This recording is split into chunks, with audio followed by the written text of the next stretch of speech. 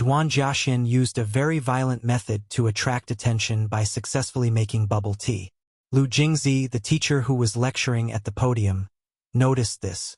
Duan Jiaxian, who was sitting below and secretly playing with his phone, was very happy when he saw a message from Jiang Jinian inviting him to have bubble tea.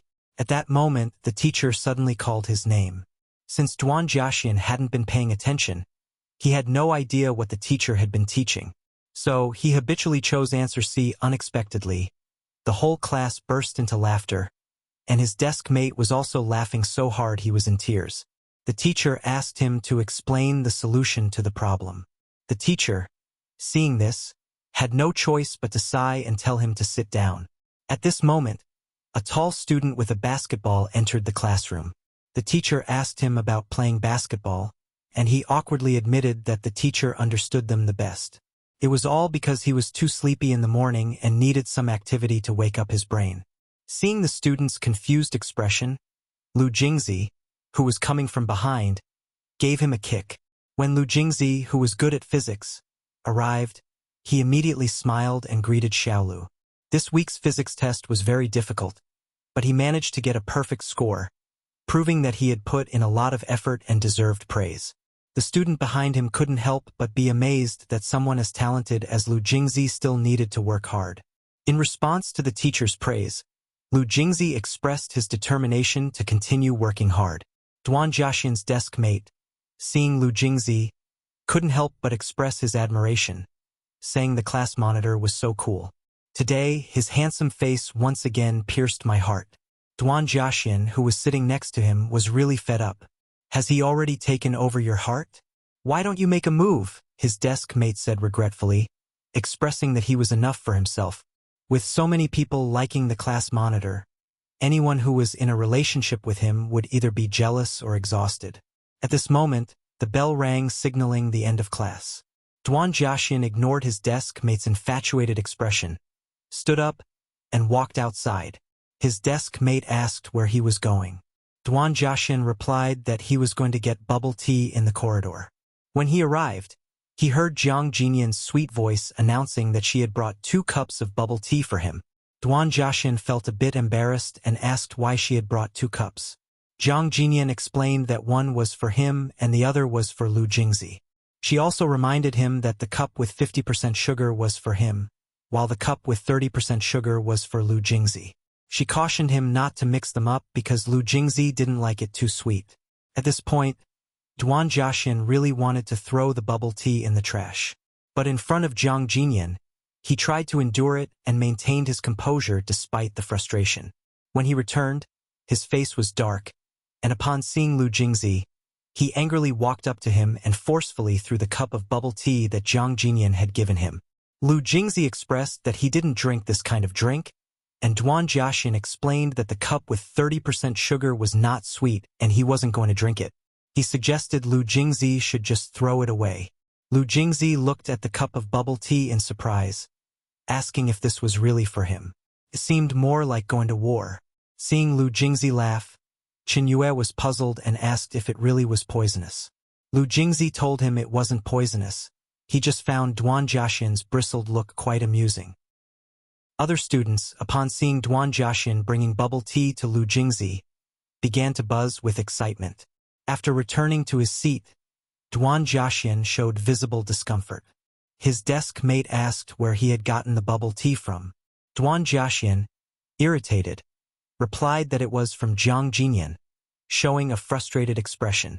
His desk mate sympathized with him, knowing that although Duan Jiaxian was a beta with a good family background and a handsome face, his academic performance was poor. Despite being good-looking and having smooth sailing in the past, in high school, he found himself unlucky as the girl he liked always liked Lu Jingzi. After mustering the courage to confess to her, he was rejected, and the next moment she ran to Lu Jingzi. Duan Jiaxian's frustration continued to explode. He regarded Lu Jingzi as his greatest rival in life but found himself unable to overcome this threat. If his rival weren't Lu Jingzi, Duan Jiaxian's usual approach would probably involve solving the problem with his fists. At this moment, a text message notification came through, and upon checking his phone, Duan Jiaxin saw a message asking if Lu Jingzi received the bubble tea from Jiang Jinyan, which only made him even more upset. He texted back angrily and threw his phone down on the table, then asked his desk mate, "If you had to choose between me and Lu Jingzi, who would you choose?" His desk mate was put in a difficult position and smiled awkwardly, saying, "Well, you're more approachable, so of course you're better. The class monitor is an alpha, and I definitely can't reach him. You're good enough to look at." Hearing his desk mate refer to their relationship as sister made Duan Jiaxin feel awkward. He leaned closer and said, "I'm approachable, and you're my desk mate." This action startled his desk mate, but at that moment, Duan Jiaxin did look somewhat endearing. It was Monday, and the school had the flag-raising ceremony. As the girls walked by and saw how handsome Duan Jiaxin was, they couldn't help but gossip while everyone hurried to find their class line. Duan Jiaxin walked at his usual pace, and his desk mate asked why he wasn't wearing his uniform. At this point, Duan Jiaxin remembered he had forgotten it. Then, the disciplinary committee came over to record his name. Duan Jiaxin quickly begged the girls not to deduct points from this handsome guy. Chenlv started complaining to Lu Jingzi, saying, "Look at the disciplinary committee, they've been here for quite a while. If this keeps up, they will attract the attention of the head teacher." Lu Jingzi turned around and saw Duan Jiaxin chatting with the two girls. Just as he was about to discuss it with them, Lu Jingzi suddenly appeared and intervened, asking if he could go back to the classroom to get his uniform. The disciplinary committee said it was still fine since the flag-raising ceremony hadn't started yet. So, Lu Jingzi sent Duan Jiaxin back to the classroom and reminded him to wear the uniform he had left on Chenlv's desk. Duan Jiaxin hated Lu Jingzi's attitude and complained about his twisted ankle, saying if he went back to the classroom and then came back, his condition might worsen. "Class monitor, why don't you just lend me your uniform and help a fellow student in need?" His desk mate, seeing this scene, felt cold sweat, but Lu Jingzi just smiled lightly and said, "How coincidental. I'm feeling a bit unwell myself. If I take off my jacket, my condition might get worse too." Duan Jiaxin really wanted to curse this guy, but he ended up mimicking Lu Jingzi's way of speaking.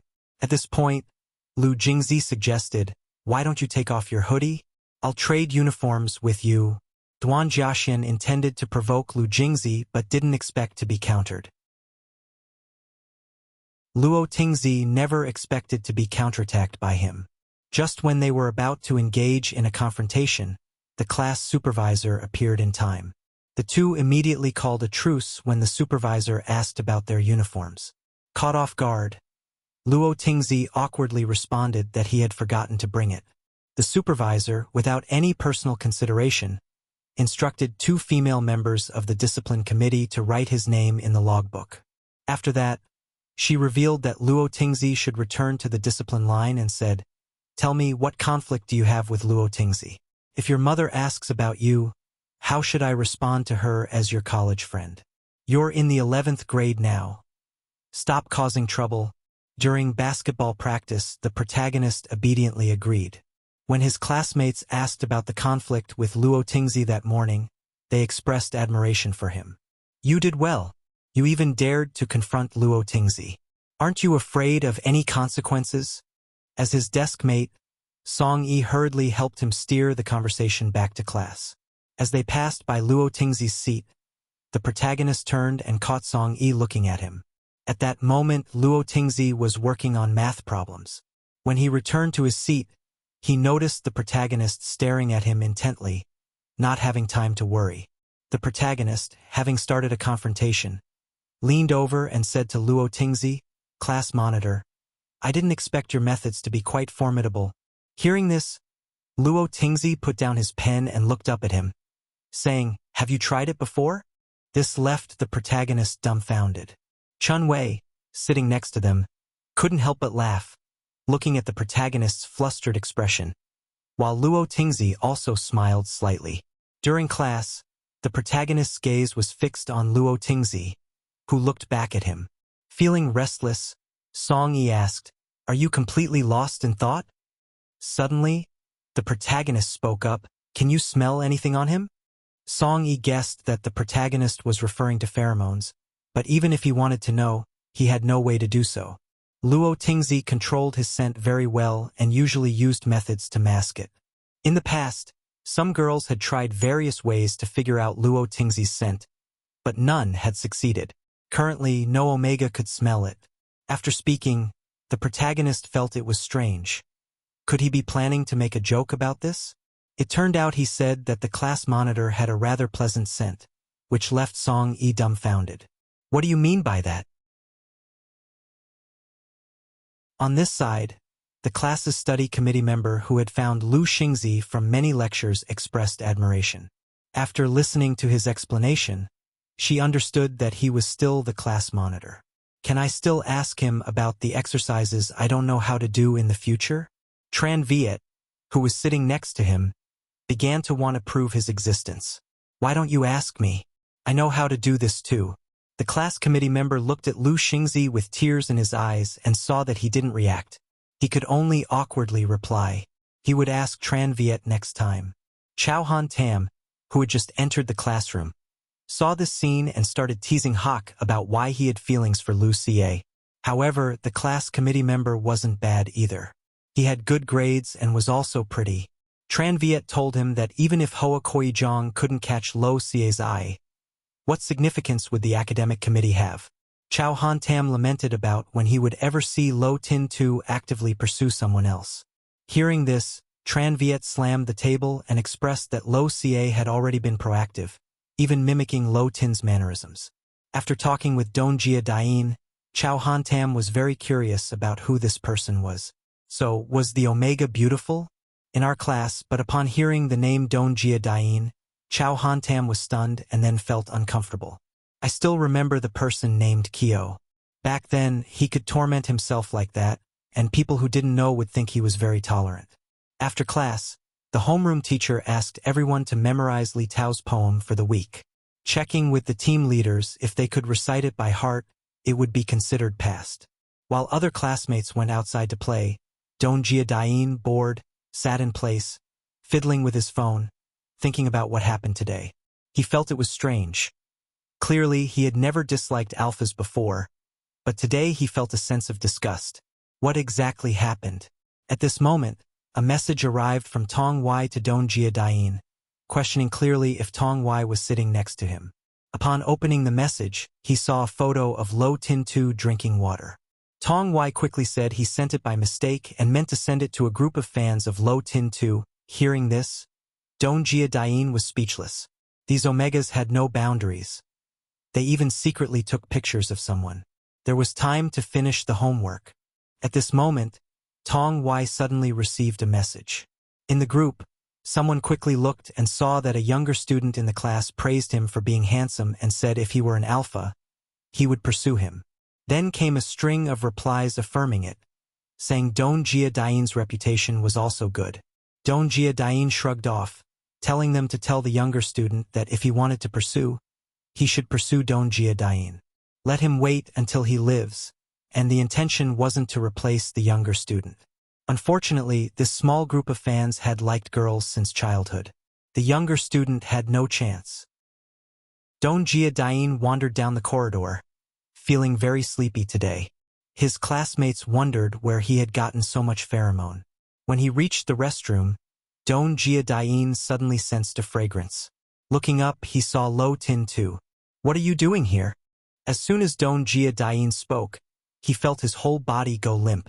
Seeing his appearance, Lo Tin Tu asked, "Are you really a beta?" Hearing this question, Don Jia Dain immediately bristled. If I'm not a beta, then what am I? Lo Tin Tu told him that he had omega pheromones. Don Jia Dain proudly said, "I admire it." Lo Tin Tu was speechless and suggested that Don Jia Dain undergo another differentiation test and then find a separate room to wait for him. Don Jia Dain wondered what he wanted to do. Lo Tin Tu replied that he would get some suppressant for him, and Don Jia Dain was still reluctant to believe it. Lo Tin Tu said that if he wanted help solving it, it was fine, but Don Jia Dain quickly sent him off. Before leaving, Lo Tin Tu left a sentence. Even if I had such intentions, it would not be toward you. Don Jia Dain really wanted to curse. When he realized it, Don Jia Dain pulled Lo Tin Tu back. Wait, just get a spray to neutralize the scent. Then Lo Tin Tu went to find Tong Wai, asking if he had a scent neutralizer and suppressant. Dong Wai did not ask much and directly handed them over. Although Dong Jia Dain said he didn't need the suppressant, Lo Tin Tu thought it was better to be prepared. Throughout the process, Tong Wai was dazed, and only when Lo Tin Tu left did he come back to his senses. Realizing he had been so focused on admiring Lo Tin Tu's face that he forgot to ask why he needed these things. So, Tong Wai quickly sent a message to the group chat. Something big happened. Just now, the class leader asked me for a scent neutralizer and suppressant. On the other side, Lo Tin Tu went straight to the restroom. At that moment, he suddenly saw Du Hua then from the gym class looking around there. There's an omega here. I was wondering why it smelled so good. He then mocked. Lo Tin Tu also wants to share a bit of this. Lo Tin Tu remained silent, directly grabbing him by the collar and pulling him away, then shoved Du Hua then aside. If you like the smell, just stay here and sniff it slowly. Du Hua then was infuriated and turned to look at Lo Tin Tu. Seeing his face extremely grim, try taking one more step, Du Hua then was stunned. When Lo Tin Tu entered the restroom, he came to his senses and tried to open the door, only to find it locked. After receiving the scent neutralizer, Dong Jia Dain went into a frenzy. After spraying, he asked Lo Tin Tu if he could still smell the pheromones on him. Lo Tin Tu replied, no. Dong Jia Dain felt that he was standing too far away and wasn't able to smell it properly. So, he moved closer and pointed to the back of his neck, asking, can you smell it carefully? Lo Tin Tu, feeling somewhat nervous, replied again, no. Hearing this, Dong Jia Dain threw the scent neutralizer and suppressant to him. Well, I'll go to the hospital. You give these back to Tong Wai for me. It's obvious these are his. It's just something kids use with a milk scent. Lo Tin Tu suddenly spoke. Dong Jia Dain, you shouldn't let others smell your pheromones. Hearing this, Dong Jia Dain was confused and didn't understand. After arriving at the hospital, the doctor asked Dong Jia Dain how he discovered he might be an omega. Dong Jia Dain explained that another student detected the pheromones. The doctor asked if it was an Fa, and Dong Jia Dain confirmed. The doctor said his friend was very good and instructed him to pay the hospital fee and then go to the lab for a sample test. Dong Jia Dain felt the doctor seemed to have more to say. Also, the things Lo Tin Tu said earlier seemed a bit strange. Dong Jia Dain decided to consult an alpha for advice, sending a message to Tam Tri Luyan, asking if an omega asked him to smell their pheromones, what that might mean, and if it could imply anything else. He found it really annoying. When Dong Jia Dain returned home, he saw his mother was anxious to go out. Mom, where are you going so late? His mother told him that Tu Van was admitted to the hospital again, and Uncle Ha was already there with her. She sighed, saying, this child's health isn't good. The doctor said if she can make it through 10 years old, her condition will gradually improve. She asked Dong Jia Dain to visit Tu Van if he had time. At this moment, his mother wondered why he was home so early. Dong Jia Dain took out the test report, and upon seeing the results, his mother was very surprised. Omega A? Are you okay? Is there anything you're not adapting to? Can you accept this news? Dong Jia Dain replied, I'm fine. Omega and Beta aren't that different. If he felt okay, his mother could accept it too. She said she would find some free time to update his personal information. At this moment, the phone rang, and his mother was busy. Dong Jia Dain offered to update the information himself or ask Tong Wai to help. His mother was about to leave, and Dong Jia Dain couldn't help but ask, Uncle Ha and Ha Van Sam have moved to Nintan. Will you move there too? His mother said she would move there with him next month, and then she reminded Dong Jia Dain to sleep early and set an alarm, not to be late for school the next day. Dong Jia Dain felt a bit disappointed but said he only wanted to be with his mother. The next day, when Dong Jia Dain arrived at class, Tong Wai hurriedly asked, why are you so late? Don't you know? Something big happened. Du Hua then had gone mad and posted on the forum, saying that Lo Tin Tu made an omega do something unspeakable yesterday. He even claimed Lo Tin Tu had forced the person. If this were true, it would be a crime. Don't Jia Dian asked Tong why. Didn't Lo Tin Tu tell you? Seeing Tong Y's confused face, Don Jia Dian realized that Lo Tin Tu had kept the fact of his differentiation a secret. At least he was being protected by him. Next, Don Jia Dian wanted to find Lo Tin Tu. Meanwhile, Du Hua then continued to spread rumors among classmates, with the entire 11th grade knowing he had assaulted someone in the restroom. What are you waiting for?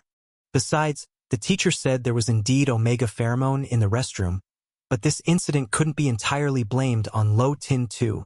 Du Hua then was accused of being too biased against omegas. He quickly explained, I didn't mean that. There are many types of omegas. You and that thing are different. He then started saying things that shocked others. But as he finished, the door behind him was suddenly kicked open. Du Hua then angrily looked at the door and was about to curse, only to find Don Jia Dian grabbing him by the collar and shoving him aside. Du Hua then was furious and started shouting. Don Jia Dian picked up a chair and was about to hit him. Seeing the commotion, Lo Tin Tu rushed over and saw Don Jia Dian was beating Du Hua then. Hearing Don Jia Dian claim he was the Omega, Du Hua then was shocked. Where do you look like an Omega? As soon as the words were out, Don Jia Dian grabbed his collar and asked, Where am I not like an Omega? Didn't you just say I'm promiscuous? Do you have a crush on me or something? Du Hua then was furious again and was about to retaliate when Don Jia Dian prepared to strike. At that moment, Lo Tin Tu stopped him. The teacher is coming. Stop fighting. His mouth was bullied by Luo Tingzi and Duan Jiaxin Lianhe.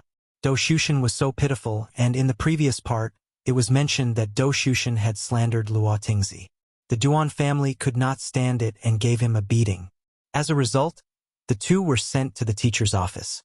When they saw the two students making mistakes and still daring to argue in front of the teachers, Teacher Wang was quite impressed.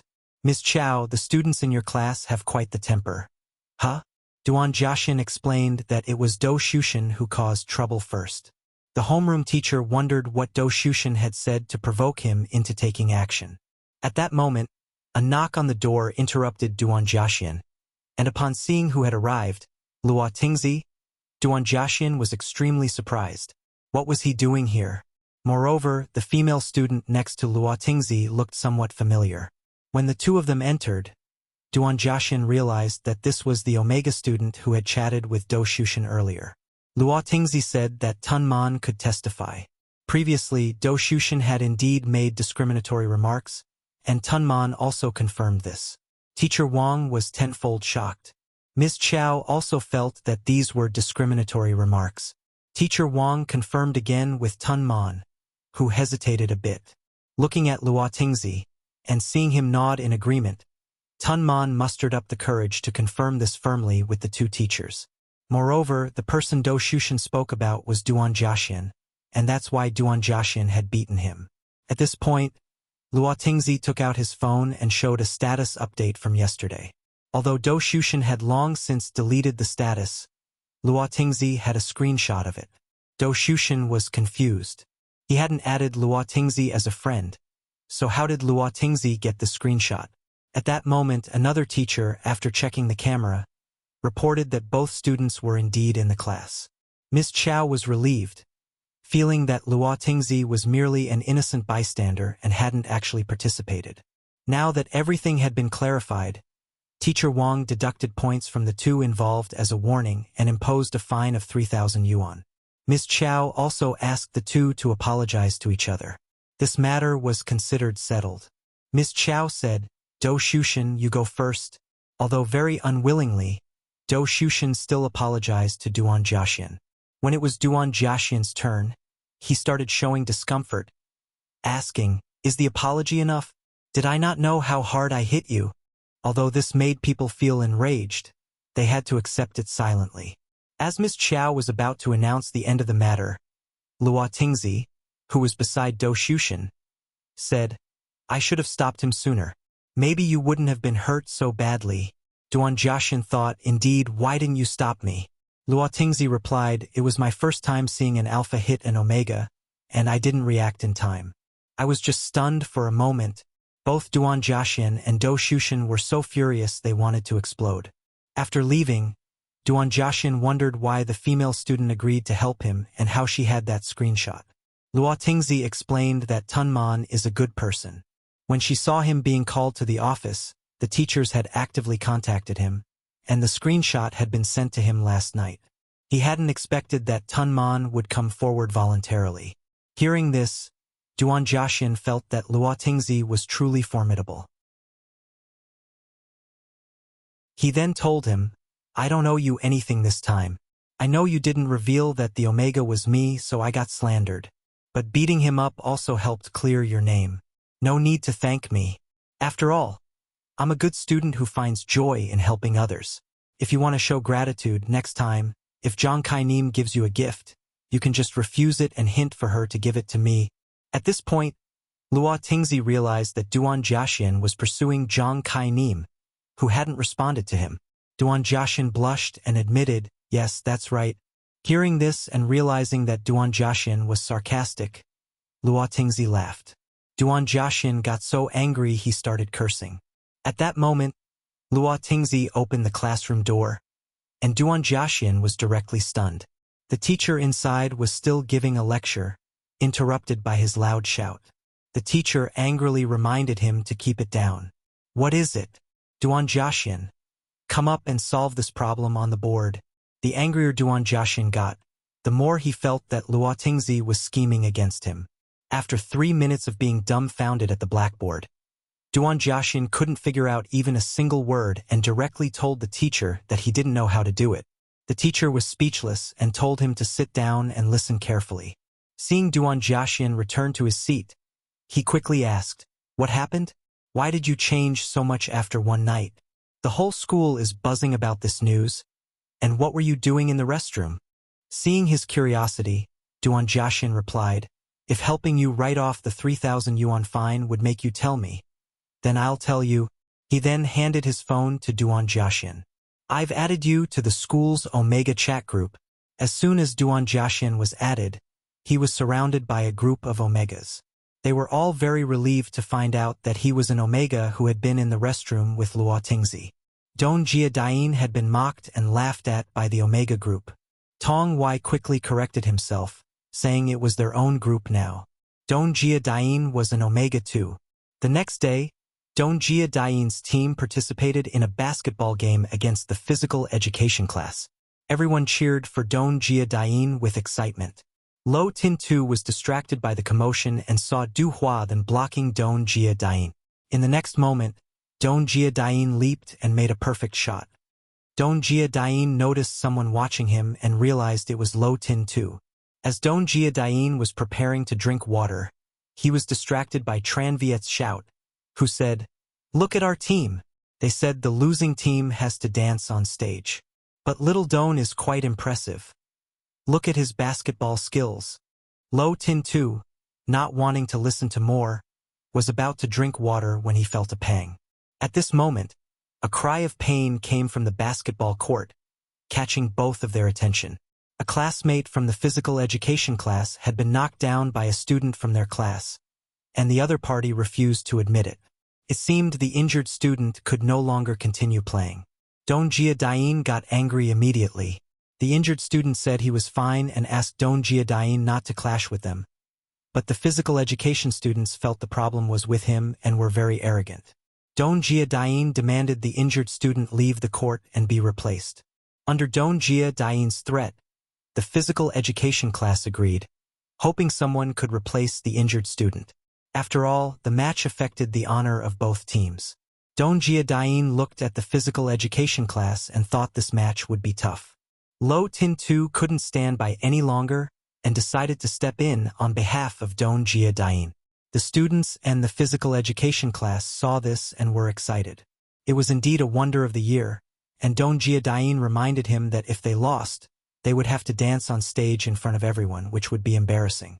Lo Tin-tu threw the ball to him, replying, "I know." He smiled and said, "I don't plan on dancing on stage."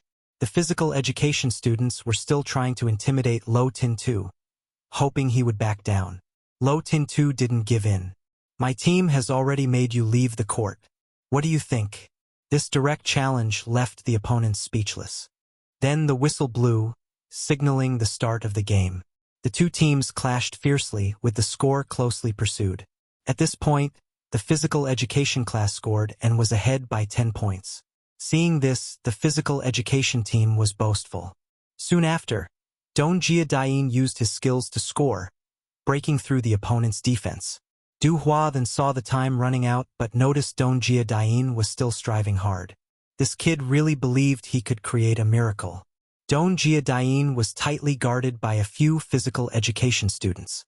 Suddenly, he saw Lo Tin-tu not far away, and seeing him signaling, Dongjia Dain trusted him and immediately passed the ball to Lo Tin-tu. Lo Tin-tu caught the ball, quickly maneuvered past the defense, and made an excellent turnaround shot. Dongjia Dain watched in amazement as the ball swayed on the rim and then successfully fell in.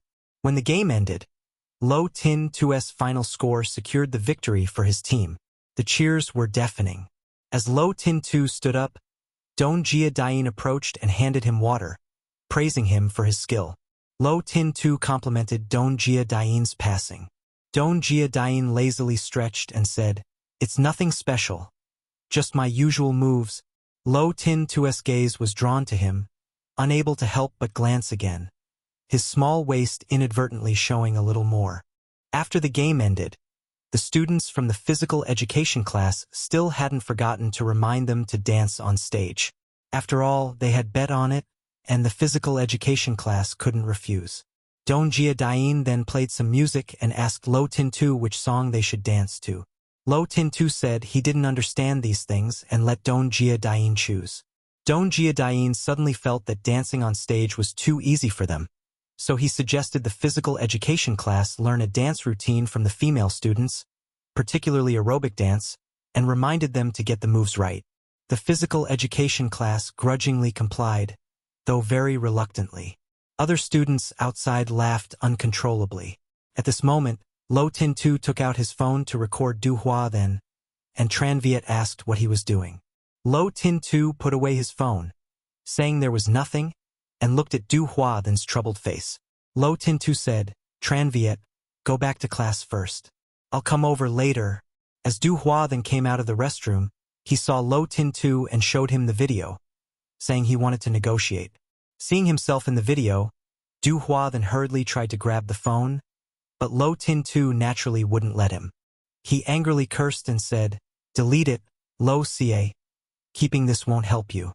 If you like watching funny videos, I'll send them to you later. We can pretend this never happened and go our separate ways, or we can become friends." Lo Tin-tu said he would delete the video if Du Hua then agreed to one condition. Du Hua then hoped it wouldn't be too difficult. "If it's something even you can't do, then I certainly can't," Du Hua then said. Lo Tin-tu replied, "It's not difficult. I'll delete the video if you stop bothering Dongjia Dain." Du Hua then was skeptical but reluctantly agreed. Lo Tin-tu said the video was quite interesting and he wanted to share the fun with others. Du Hua then panicked and said, Don't. I'll avoid Dongjia Dain in the future. I'll take another route if I see him. Is that okay? I wouldn't dare to bother someone protected by Lo Xie." Lo Tin-tu then deleted the video. Du Hua then still didn't believe it and tried to check closely.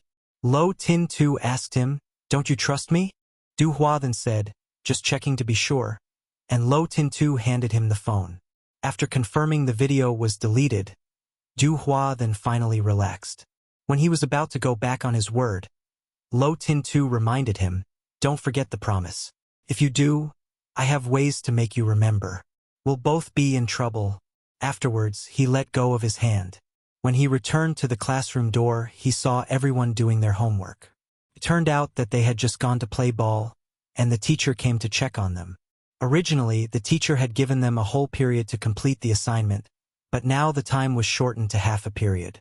If they didn't finish on time, Liucong would have to look over their work, and then announced, before the end of the period, "I can finish one page. The rest you can use your phones to look up." The classmates eagerly expressed their admiration, feeling a sense of security. This was the power of a top student. Duan Jiaxian watched the excitement, not considering it a big deal. The battle between manual work and machines began. Who would complete the homework in 15 minutes? The bell rang for the end of class. Congratulations to the phone, or congratulations to liucong here. Liucong glanced at him. How can you talk so much? Duan Jiaxin continued with a thick skin, smiling. My mouth has its own thoughts. It likes to blah blah blah. I can't stop its nature. Liucong was a bit speechless but unconsciously smiled affectionately. Noticing Liucong staring at him with a question mark in his head, Duan Jiaxin was puzzled.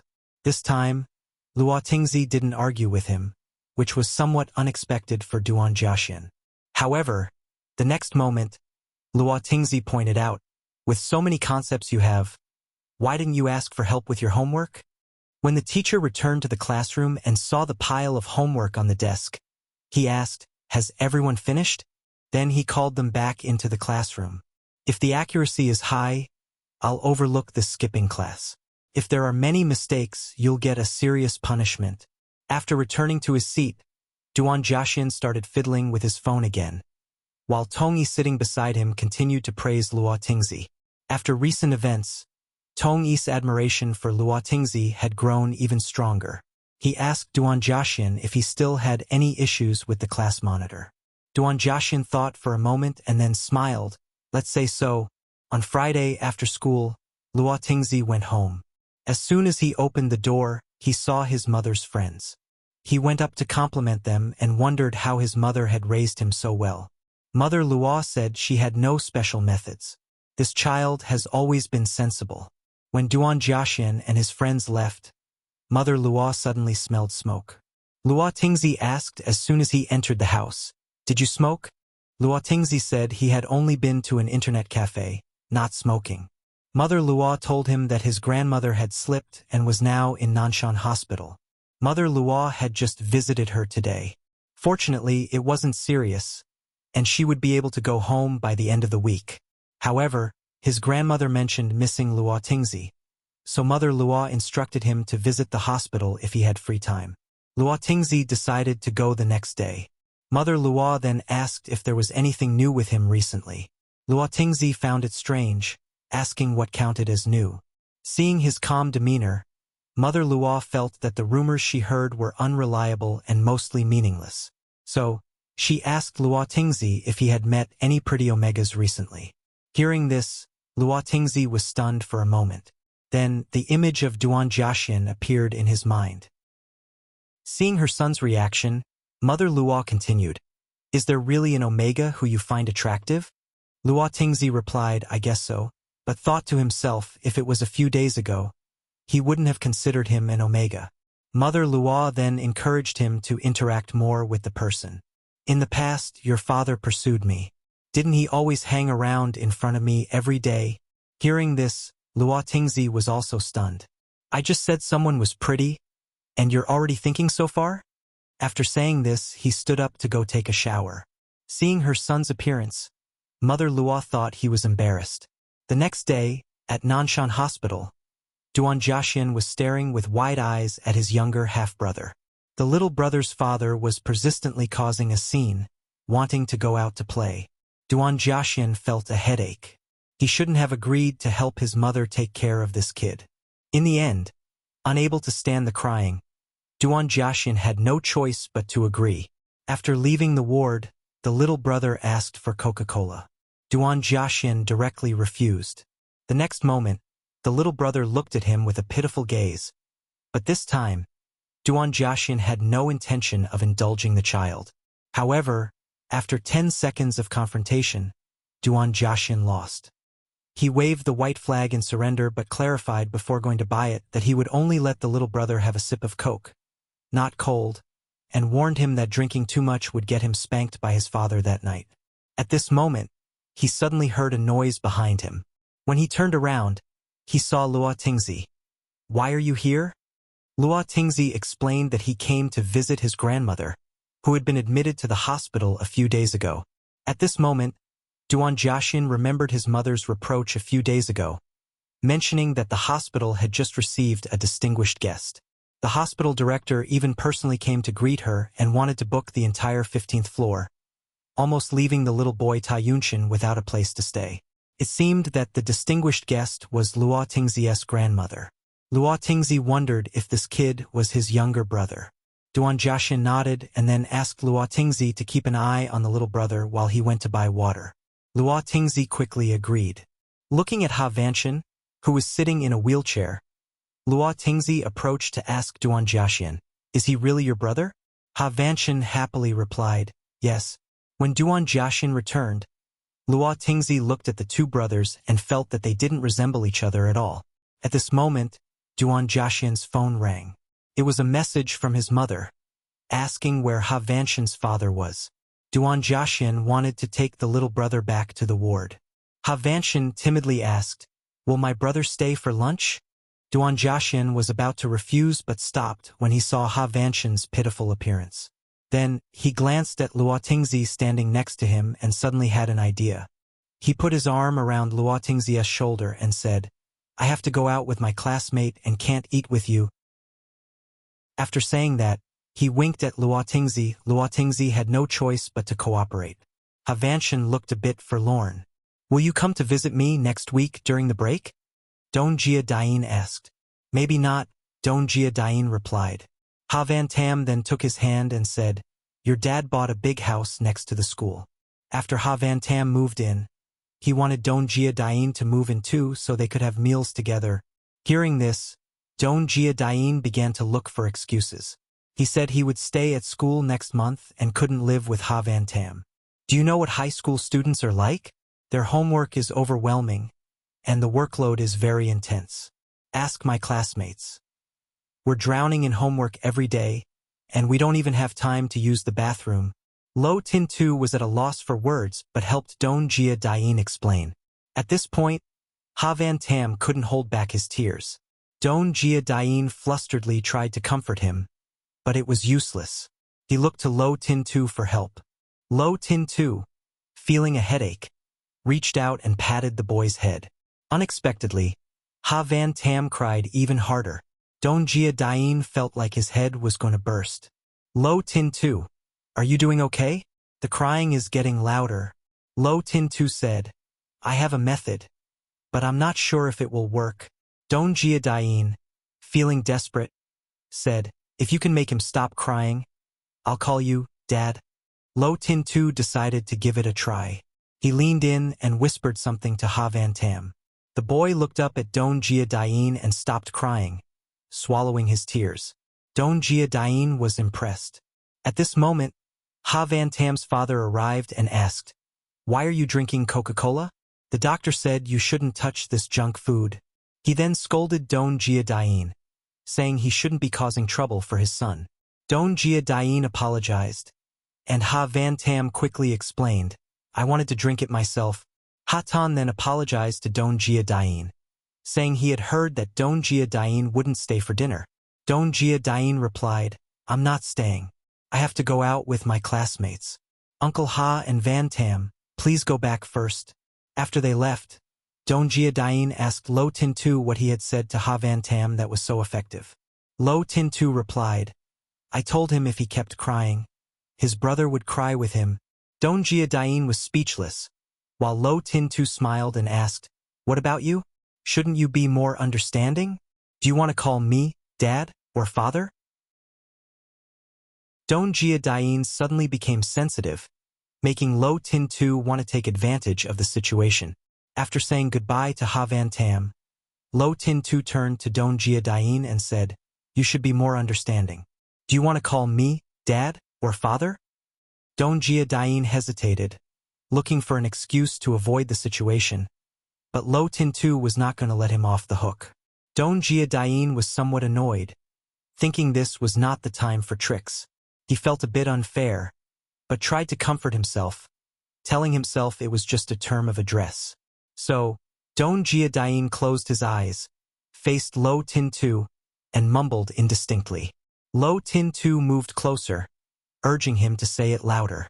Don Jia Dain blushed and shouted, "Dad." Lo Tin Tu looked confused and said, "Say it clearly. I didn't hear you. Louder, please." Don Jia Dain wanted to hit him but eventually yelled, "Lo Tin Tu, Lo Tin-tu took out his phone and said, "I'll record it. Say it again." Don Jia-dain was about to scold him but suddenly felt unsteady. Lo Tin-tu noticed something was wrong. Don Jia-dain's face turned red. He was breathing heavily, and the nape of his neck began to flush. Lo Tin-tu quickly realized what was happening. An invisible voice in his head urged him to claim this omega, but reason quickly pulled him back. Lo Tin-tu turned his face away. "Are you okay?" But he hadn't finished his sentence when Don Jia-dain panicked and ran toward the restroom. Lo Tin-tu called out, "Stop! I'm coming with you." Don Jia-dain's face was flushed, and he agreed to let Lo Tin-tu accompany him due to the danger. Once they arrived, Don Jia-dain locked the door and anxiously took out his suppressant. His hands were trembling, causing the suppressant to fall on the floor. Hearing the noise inside, Lo Tin-tu asked, "Are you okay?" Don Jia-dain struggled to respond, "I'm fine," but after a while, Lo Tin-tu grew anxious again and asked, "Are you done yet?" Don Jia-dain awkwardly said, "You don't know how to use this, so you can't open it." Lo Tin-tu asked him to hand the suppressant over. Don Jia-dain asked, "Hand it over how?" Hearing this silly question, Lo Tin-tu was momentarily stunned, then patiently said, "Open the door and hand it to me." Don Jia-dain was dazed by his own foolish question. Why did he ask such a stupid thing? He followed Lo Tin-tu's instructions, opened the door, and handed the suppressant to him. After receiving it, Lo Tin-tu quickly opened the bottle and returned it to Don Jia-dain. Don Jia-dain hurriedly injected himself. Although it was somewhat painful, the symptoms quickly disappeared. He stepped out, smiled at Lo Tin-tu, and said, "I'm fine now," before washing his face to calm himself. Throughout the process, Lo Tin-tu watched each of his movements with concern. Don Jia-dain assured him once again that he was fine and thanked him as he left the restroom. When he smelled something strange, he felt uneasy and stepped back, saying to Lo Tin-tu, "I don't want to go forward anymore." Lo Tin-tu approached and asked with concern, "What's wrong?" At this moment, Lo Tin-tu saw many red patches on Don Jia-dain's arm, indicating an allergic reaction. It was unclear whether Don Jia-dain was swollen. As he reached out to check, Don Jia-dain grabbed his wrist. In that moment, both of them were stunned. Don Jia-dain was surprised to discover that physical contact felt so comforting, and the allergic patches began to fade. Don Jia-dain told Lo Tin-tu that he needed to see a doctor but continued to hold his hand, not letting go. Eventually, he shyly said, "How about you come with me to the clinic?" Don Jia-dain looked very uncomfortable. Lo Tin-tu wanted to urgently schedule a visit for him and asked him not to cause trouble. Unexpectedly, when Don Jia-dain saw a man passing by, he stood up aggressively as if ready to fight. Lo Tin-tu quickly restrained him, saying, "Can you stop causing trouble? Can you just calm down?" Don Jia-dain also felt helpless about his own state. "I want to, but when I see people I just want to fight." Lo Tin-tu asked, "Do you want to fight me too?" But Don Jia-dain replied, "Not at all." At this point, it was Don Jia-dain's turn to see the doctor. He quickly stood up and left. In the hallway, Lo Tin-tu received a call from his mother, asking him to come home for dinner. When Lo's mother found out that her son was taking his friend for a checkup, she asked if it was serious. If it were at Namsun Hospital, would she need to make arrangements? Lo Tin-tu decisively replied, "No need, it will be checked quickly." With that, Lo's mother did not push further. At this moment, the nurse came out and asked him, "Excuse me, are you Lo Tin-tu? Your friend has called you into the room for a diagnosis." Seeing Lo Tin-tu push open the door and enter the room, the doctor asked, "Is the person with the alpha reaction you mention him?" The doctor then explained the condition to Lo Tin-tu. His friend had an alpha pheromone adaptation syndrome. He had matured too late, and his body was damaged from being suppressed. If exposed to alpha pheromones during the heat period, he would experience severe pain and could even have widespread allergic reactions if there was physical contact. Hearing this, Lo Tin-tu asked seriously if there was any treatment. The doctor told them that this syndrome has no conventional treatment, and it is generally recommended that omegas isolate themselves during their heat period. After 3 to 5 years of maturity, the situation would gradually improve. Lo Tin-tu responded that his friend was still in school and couldn't isolate himself. Hearing this, his friend felt a bit touched that Lo Tin-tu was speaking up for him. Lo Tin-tu didn't argue but asked the doctor if there were any other options. The doctor explained that there was another method, which was why he had called Lo Tin-tu in. First, they needed to test Lo Tin-tu's blood to see if he was not allergic to his friend's pheromones. Although the chances were slim, there had been cases abroad where if the compatibility between them was over 95%, he might be able to help with the treatment. Lo Tin-tu was unsure how to help. The doctor then handed him a consent form, marking temporary or permanent consent. After hearing this, Lo Tin-tu was speechless. He then discreetly glanced at Lo Tin-tu sitting beside him, not expecting to be noticed. Lo Tin-tu's gaze startled him. At this moment, Lo Tin-tu told the doctor that isolation was quite good, but he would still cooperate with the blood test. Lo Tin-tu took out his phone and looked up more information about alpha adaptation syndrome. Alpha adaptation syndrome is a common condition, but most omegas with this condition find it difficult to find an alpha with high compatibility. For safety reasons, isolation during the heat period is the only option. If a highly compatible alpha is found, treatment can be done through pheromone exchange. He then looked into what pheromone exchange involved. After reviewing the information, Lo Tin-tu felt unsettled. Compared to that, he thought temporary marking seemed better. The blood test results showed that Lo Tin-tu's pheromones had a 99% compatibility with his friends. The doctor then asked Lo Tin-tu if he wanted to help with the treatment. They talked privately after leaving the examination room. Lo Tin-tu suggested that he should just bite his friend. However, Lo Tin-tu nonchalantly replied, "You should just isolate yourself." This response angered his friend, who wondered why he was being so uncooperative. If being soft didn't work, he thought he might have to try being more forceful, but thinking about this method, he doubted he could fight Lo Tin-tu. They continued forward. His friend did not give up and called Lo Tin-tu Dad with a good temper, asking him to bite him. Lo Tin-tu was somewhat surprised by being called Dad suddenly. His friend continued to persuade him. At this moment, Lo Tin-tu asked, "Do you know what temporary marking can affect?"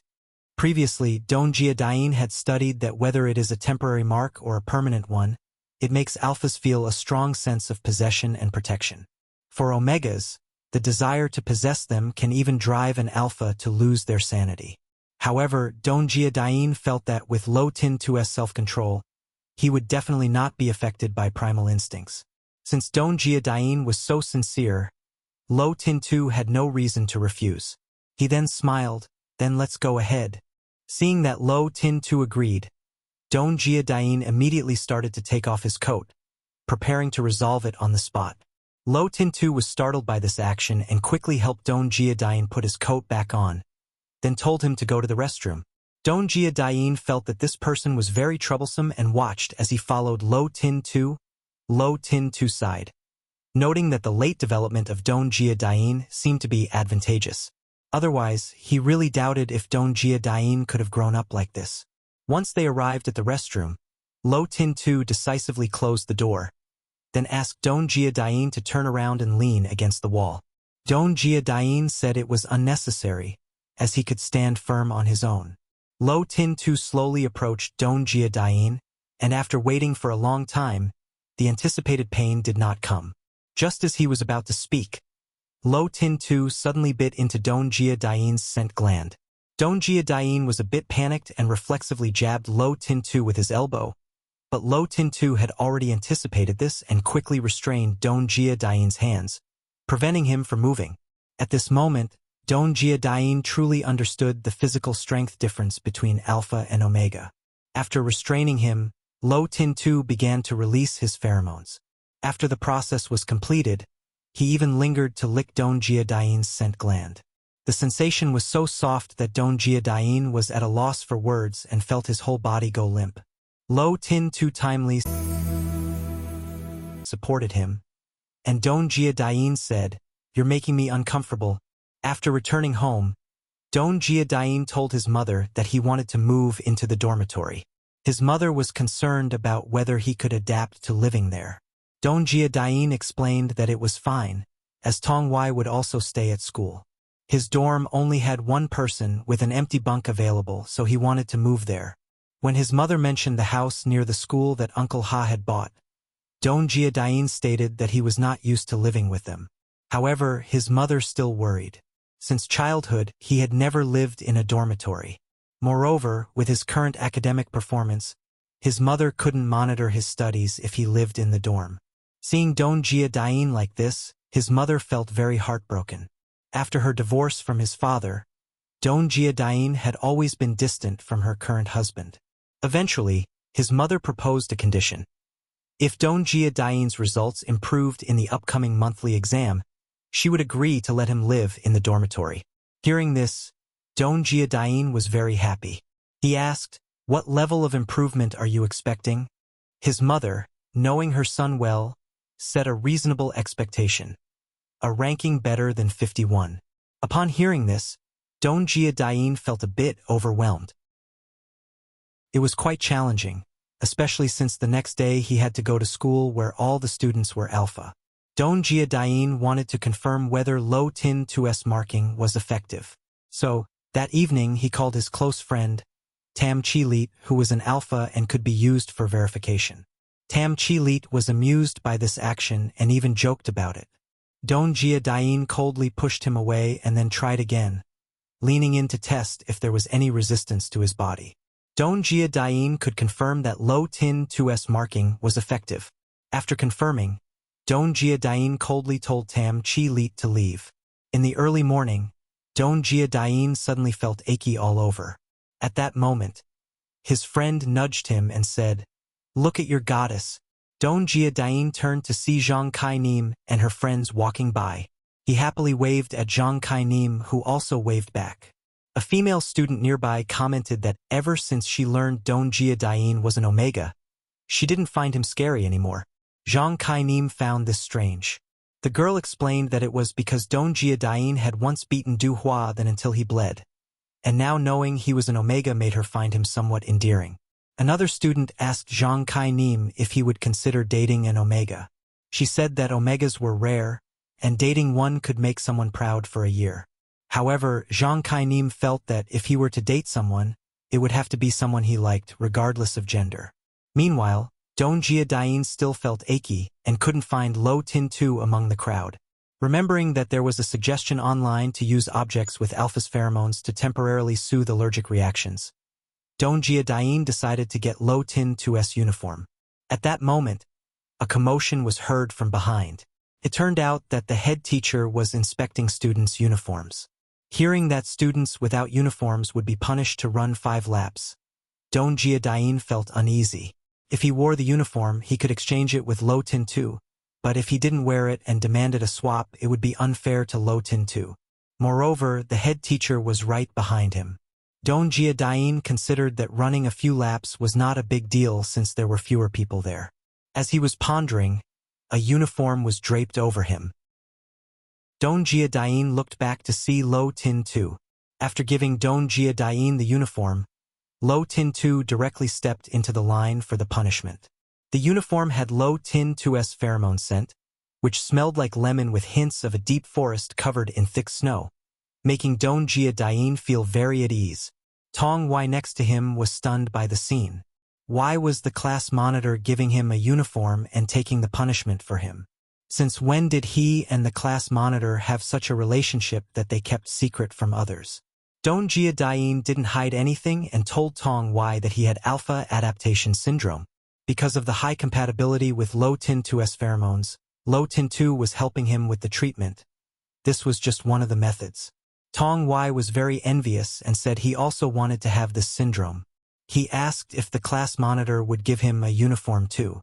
At that moment, Tong Wai suddenly realized something suspicious. With such severe adaptation syndrome, it would be impossible to alleviate symptoms just from the residual scent on the uniform. Could it be that Tong Wai had not finished speaking when Don Jiadain covered his mouth, confirming that he would not speak recklessly?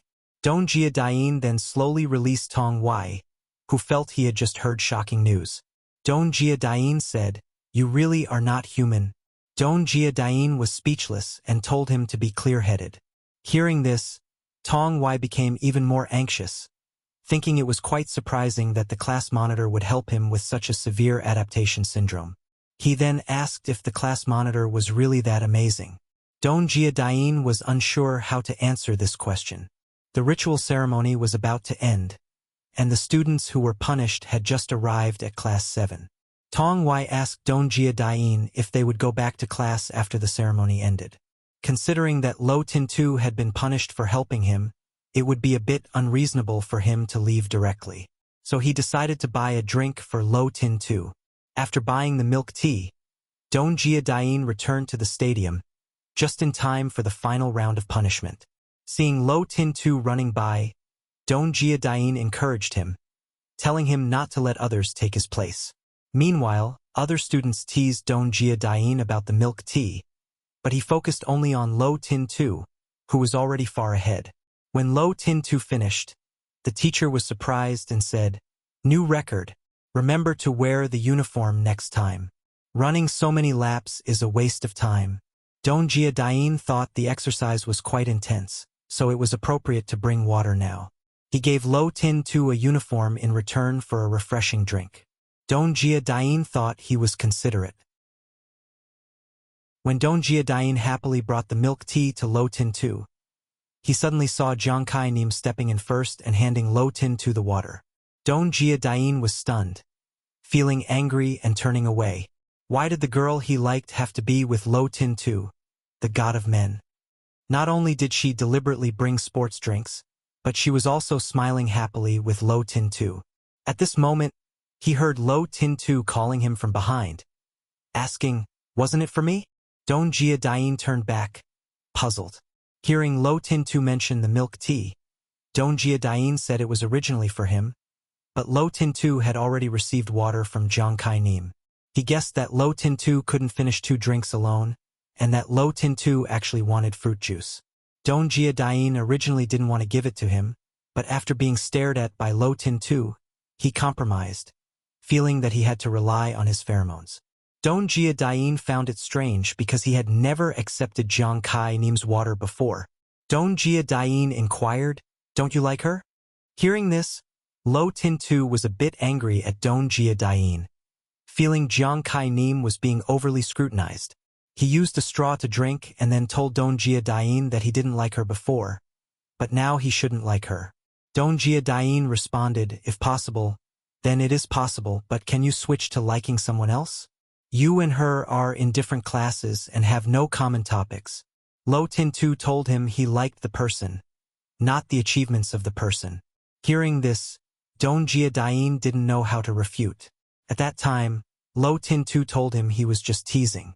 Don Jia Dain realized that, although Lo Tin Tu was polite to Jiang Kai Nim in front of many people, he would have directly rejected the water if he were alone. It seemed that accepting the water was just a form of politeness and to protect Jiang Kai Nim's pride.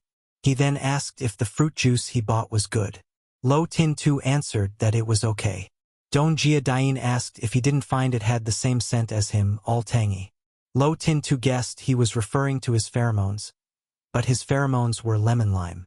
He truly didn't know why Don Jia Dain thought it was the same scent. Lo Tin Tu turned and reminded Don Jia Dain to go back to class first. Lo Tin Tu went back to class with the drink Don Jia Dain bought, and classmates were teasing him about being punished. At that moment, Tran Viet noticed the juice and questioned why he wasn't drinking fruit tea as usual. Lo Tin Tu casually replied that he started liking Tong Wai from today. Hearing this, the classmates quickly shared the news in the Omega chat group. Don Jia Dain was curious about what he was doing and was speechless when he saw Tong Wai's message in the group. "I'm 17 this year and have never seen anyone like the scent of their own pheromones like this." The Omegas in the group were also buzzing with replies to Tong Wai's message.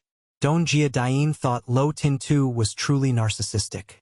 As the exam approached, students were worried about studying, and even Don Jia Dain, who sat next to him, had started studying. This was unusual, and Tong Wai looked at Don Jia Dain in shock, wondering if he was blind or if Don Jia Dain had gone mad. Could he really study? Tong Wai asked if something had happened at Don Jia Dain's home. Don Jia Dain sighed, yes, my parents went bankrupt at the same time. If I don't study, I'll end up carrying heavy loads at the construction site in the future. He told Tong Wai that he was a treasure mountain and had to work hard. As a result, Don Jia Dain made a face. I promised my mother I would achieve a rank of 51 or higher. Tong Wai offered to provide many materials and suggested buying extra support for Don Jia Dain, but Don Jia Dain directly refused, saying cheating was wrong. Tong Wai felt as if struck by lightning. Don Jia Dain, have you been kidnapped? The words from Don Jia Dain really made people laugh. Don Jia Dain sighed. I promised my mother not to cheat on this exam. Tong Wai had no rebuttal. Don Jia Dain was someone who said and did what he promised. If he agreed, he would definitely make it happen. However, next, Don Jia Dain threw his book down on the desk in frustration, complaining about how many valences some elements had and wondering if they were not afraid of fighting. Tong Wai was amused by his words and suggested that Don Jia Dain find a tutor who could help him focus on key points and guide him through the problems. Don Jia Dain thought this suggestion made sense. At that moment, the homeroom teacher came over to inform everyone that they would need to rearrange their desks a bit to prepare for the monthly exam the next day. While they were getting up to arrange the desks, Don Jia Dain saw Lo Tin Tu's figure not far away. His eyes lit up. Who was better at studying than Lo Tin Tu? Taking advantage of the desk rearrangement, Don Jia Dain quickly ran over to Lo Tin Tu, leaving Tran Viet, who was sitting next to Lo Tin Tu, behind. He decisively confirmed, I want to sit here. Tran Viet was stunned. After confirming that Lo Tin Tu had no objections, Tran Viet had no choice but to give up his seat to Don Jia Dain. So, Don Jia Dain ended up sitting next to Lo Tin Tu. Tran Viet was curious about what Don Jia Dain was up to. At that moment, Don Jia Dain suddenly pulled his desk close to Lo Tin Tu and asked, Class monitor, do you think an ordinary person who hasn't studied before an exam but suddenly wants to work hard could create a miracle? For example, moving up 50 or 60 ranks. Lo Tin Tu told him that if it was someone like him, it might be possible since he had the potential for improvement. So Don Jia Dain placed his books on Lo Tin Tu's desk and asked, would you be interested in helping me make incredible progress? Tran Viet, sitting behind, was astonished by this scene. He quickly asked Tong Wai if Don Jia Dain was in trouble. At this point, Lo Tin Tu had no intention of cooperating with Don Jia Dain. As such, Don Jia Dain had no choice but to appeal to Lo Tin Tu's sense of responsibility. He said, you can be the class monitor. Do you know how much I've contributed behind the scenes? I've cast a precious vote for you. Actually, during the class monitor election, Don Jia Dain had been sleeping on his desk, so Tong Wai, sitting next to him, decided to vote for Lo Tin Tu. Don Jia Dain told Lo Tin Tu that he had to take responsibility for the classmates who trusted him. Tran Viet, sitting behind, couldn't help but laugh at these words. The two of them had just started discussing responsibility after sitting together, and it seemed a bit too fast. Seeing Don Jia Dain blush from embarrassment, Lo Tin Tu agreed, okay, I'll take responsibility for you. An hour later, Lo Tin Tu was speechless. With Don Jia Dain's knowledge base being so poor, was it possible that he had stopped looking at textbooks after elementary school? When Lo Tin Tu asked about a genetics problem, Don Jia Dain answered incorrectly, saying, pink. He had just read a similar question. Lo Tin Tu asked if the question was about red mixed with white to make pink, and Don Jia Dain confidently replied, yes. Lo Tin Tu was unsure how to respond. The art homework was still not resolved, and the teacher soon entered the classroom, reminding them to keep a 1-meter distance between desks and not to disturb other students. Lo Tin Tu had just opened his book when a piece of paper flew to Don Jia Dain, who was sitting next to him. Lo Tin Tu opened it to see Don Jia Dain asking about the previous problem. Lo Tin Tu was moved by Don Jia Dain's spirit of learning. After receiving Lo Tin Tu's reply, Don Jia Dain was very happy. Just as Lo Tin Tu was about to lift his book again, another piece of paper was thrown to him. This time it was a math question. Lo Tin Tu thought he should focus on the knowledge that Don Jia Dain didn't know. After writing the answer, Lo Tin-tu threw the paper back to Dongjia Dain. This scene was spotted by the supervising teacher passing by the classroom. The teacher looked at them through the window for a while before entering the classroom and snatching the paper from Dongjia Dain's hand. During self-study, you are not studying but secretly passing notes. One is an alpha, the other an omega. This morning you were punished and now you are passing notes. Are you trying to start a relationship? Dongjia Dain quickly tried to explain the misunderstanding. We're discussing the homework, but the supervising teacher ignored him and said he didn't want Dongjia Dain to make a mess of things. Lo Tin-tu also spoke up to defend Dongjia Dain. The supervising teacher opened the paper and said, "Are you studying or not? Just look at the content inside." After reading the content, the teacher was speechless. The answer was simply to put it into the original equation. How could you be so foolish? It seemed they were indeed solving problems. The supervising teacher put down the paper, suppressing a laugh. He reminded them not to do this again. After the teacher left, the classroom erupted with laughter. The students laughed until their stomachs hurt, and Tong Wai was laughing so hard he was crying. "Chu Don, how could you be so clueless?" Dongjia Dain felt extremely embarrassed. He turned to look at Lo Tin-tu, his expression showing frustration. After class, Dongjia Dain said, "Lo Tin-tu, are you enjoying this?" Lo Tin-tu smirked and replied, "It's just okay." Dongjia Dain was irritated by this response and said, "You seem very happy. Since you've used honorifics, it looks like you're not just mildly annoyed." Dongjia Dain implied that despite his foolishness, he could still make the day enjoyable. Lo Tin-tu looked at him and could see the tension in his demeanor. The last time Dongjia Dain looked like this was when he had single-handedly defeated 4 people. Lo Tin-tu, unfazed, asked, "What can I do to make you happy?" Dongjia Dain pointed to the podium and noted that the microphone, which Ms. True had left behind, hadn't been taken out despite 3 attempts. "I'm just a foolish goose. I'll generously forgive this. Your disrespectful remarks are fine," Dongjia Dain said. Tong Wai felt the atmosphere was tense and asked Tran Viet if the class monitor would get violent. Tran Viet replied that there was a possibility. The next moment they saw Lo Tin-tu approaching.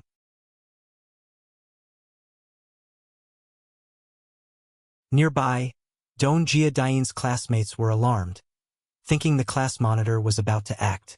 The class monitor's demeanor suggested that only a single apology from Lo Tin-tu could calm Dongjia Dain down.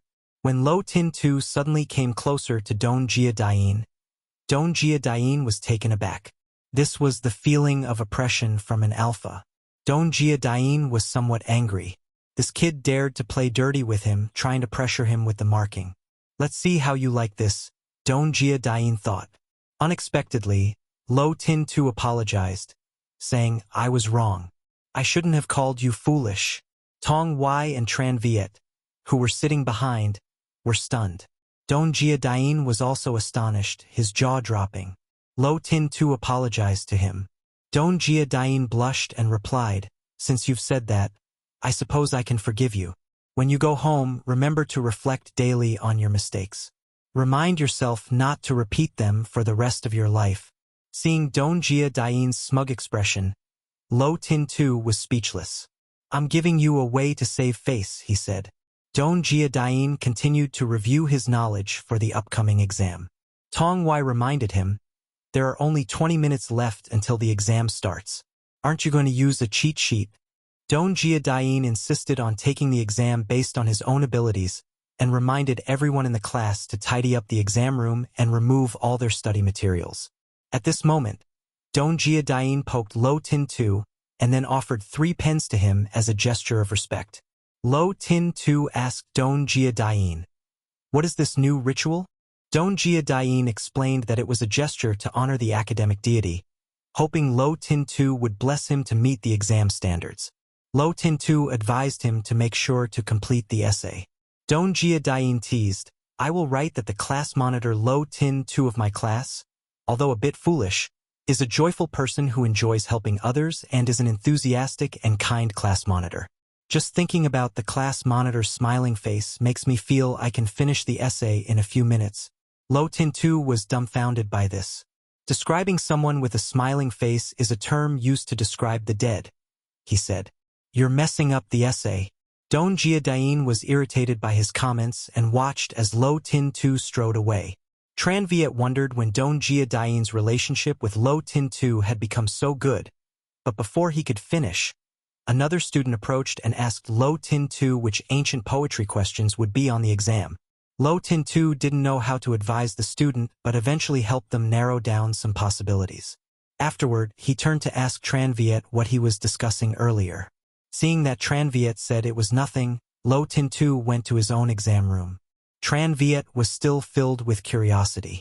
Lo Tin-tu was very patient with Don Jia-dain, sometimes to the extent that it seemed like he was indulging him. Don Jia-dain also arrived at the exam room. Zhang Kai-nim was in the same exam room. Don Jia-dain saw a male student kick Zhang Kai-nim's desk and say, "Hey, my erasers fell. Can you pick them up for me?" While Zhang Kai-nim bent down to pick up the erasers, Don Jia-dain, observing this, felt displeased. Hearing from others that Don Jia-dain had gotten into a fight with someone because of Zhang Kai-nim, Lo Tin-tu became jealous and decided to be cold towards him. On the day of the monthly exam, Don Jia-dain was assigned to the same exam room as Zhang Kai-nim. When Don Jia-dain saw a male student from the lower class making a rude gesture towards Zhang Kai-nim, he immediately stormed over and pressed the student's head down onto the desk, threatening, "If you dare look at her again, I'll gouge your eyes out." Then, he took off his outer coat and gave it to Zhang Kai-nim. At this point, Zhang Kai-nim realized that the collar of his coat was too wide and that bending down could expose too much. Just then, the teacher also entered the classroom. The teacher asked, "What are you doing?" Quickly let go of the student. The student, who was about to report Don Jia-dain, said, "Oh no, Don Jia-dain is crazy. I haven't even done anything, and he's already started attacking people." Just as the teacher was about to criticize Don Jia-dain, a boy from behind suddenly stepped in to explain. Don Jia-dain was somewhat surprised to receive this help. It was that dark-skinned, easily tricked student from the sports class. What was his name again? Seeing the classmate come to his aid, Zhang Kai-nim also stood up to explain the situation to the teacher. The teacher, not wanting to waste more time with these students, instructed them to quickly sit down and prepare for the exam. Anyone causing further trouble would have their exam qualification cancelled. In the next exam room, Lo Tin-tu had finished his exam. As soon as he stepped outside, the female students started whispering about Don Jia-dain. Lo Tin-tu felt a bit awkward, and before starting the afternoon exam, he found that his desk was already filled with a lot of snacks. Looking at Zhang Kai-nim sitting next to him, he understood the reason for the snacks being there.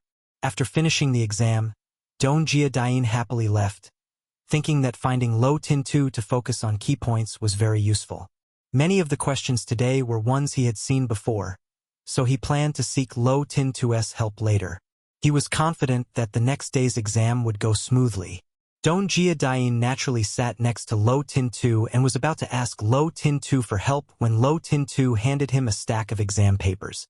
Don Jia-dain looked through the highlighted parts and notes, which made him frown. Seeing the difficult handwriting on the exam papers, Lo Tin-tu was casually playing a game, completely different from his usual enthusiastic self. Yesterday, Don Jia-dain didn't understand why Lo Tin-tu was like this.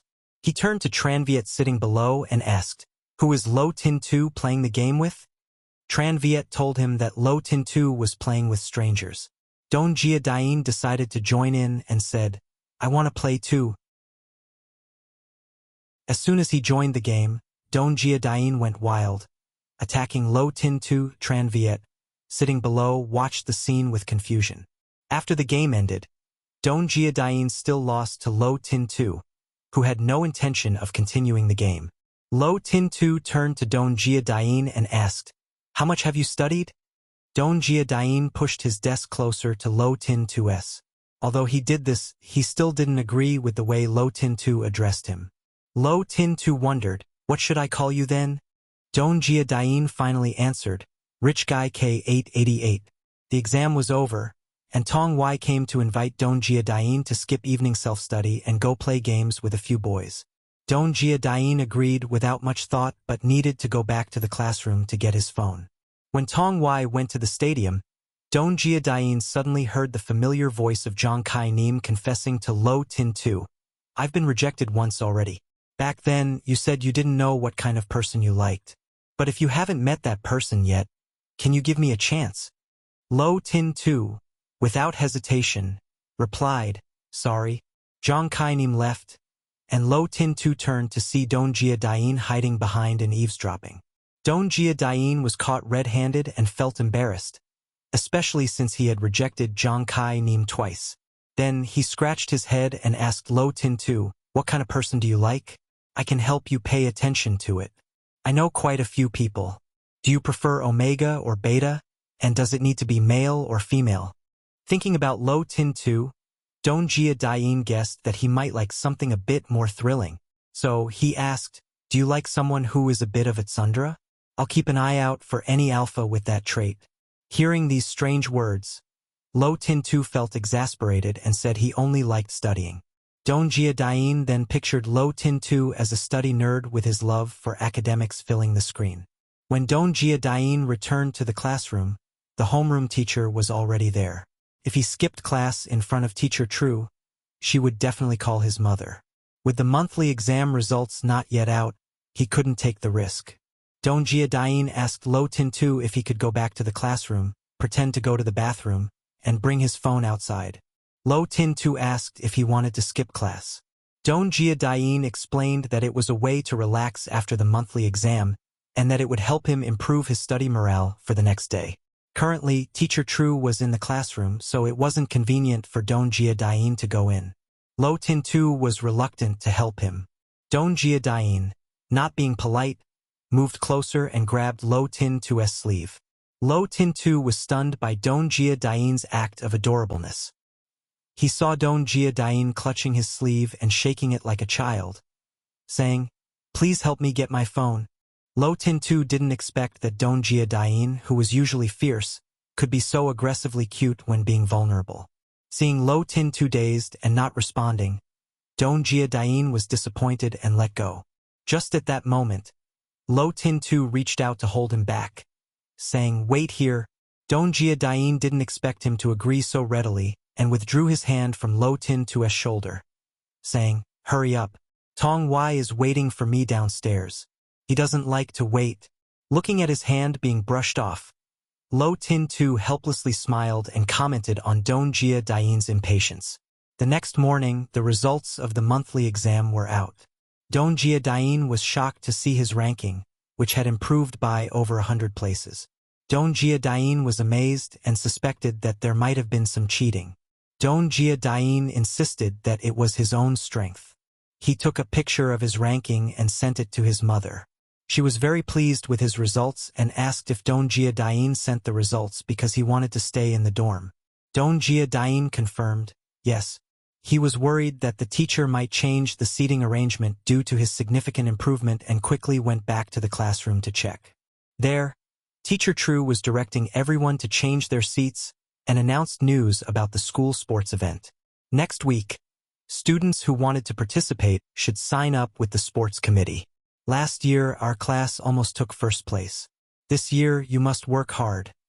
Maybe you can surpass the sports team. The sports committee member asked Teacher True if the class monitor would receive a reward for taking first place.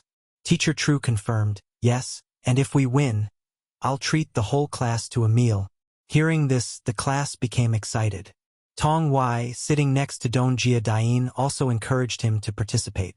At this moment, Tong Wai saw Tran Viet push a desk over and, looking back, noticed Lo Tin-tu there as well. Tong Wai asked Tran Viet if the two of them would be sitting there. Tran Viet confirmed, saying that they had never sat at the back of the class before. Tong Wai asked if it was very safe to wait for the phone there.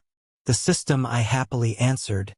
When he saw that the hair at the back of Dong Jia-dain's neck was quite short, exposing his entire nape, Mr. Wai narrowed his eyes and asked Dong Jia-dain, "Do you know that the omega's scent glands at the back of your neck are a deadly temptation for alphas?" Dong Jia-dain was speechless upon hearing this. "Do you want to spray some perfume?" "Just spray it on your absolute territory," Mr. Wai suggested. Hearing this, Dongjia Dain felt enlightened. Seriously, how can you be like this? Then, Tong Wai turned soft and cooperative, setting up to take pictures from behind. Dongjia Dain wondered what he was photographing. Tong Wai quickly reminded him to lower his voice. Dongjia Dain guessed he was taking candid photos of Lo Tin Tu. Tong Wai explained, I just want to take a few photos to share in the group with the sisters. But from my seat, I can't capture Lo Tin Tu's entire face.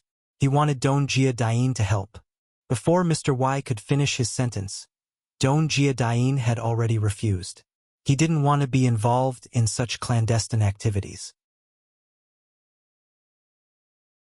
Tong Wai was persistent, offering to help Dongjia Dain with making his bed in the dormitory as compensation.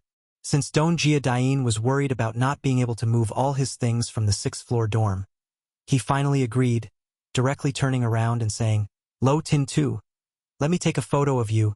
Lo Tin Tu asked why, and Dongjia Dain flattered him, saying, because you look good and handsome. I've never seen a more dashing guy than you. He added that if he couldn't take the photo, his camera would automatically get a malfunction at the moment Lo Tin Tu would think he would agree. But instead, Lo Tin Tu coldly refused. However, Dongjia Dain was not one to give up easily. I want to capture your beauty. Will you give me the chance? Lo Tin Tu shook the phone in his hand, saying he also wanted to preserve Lo Tin Tu's beauty. Tran Viet suggested they take the photo together.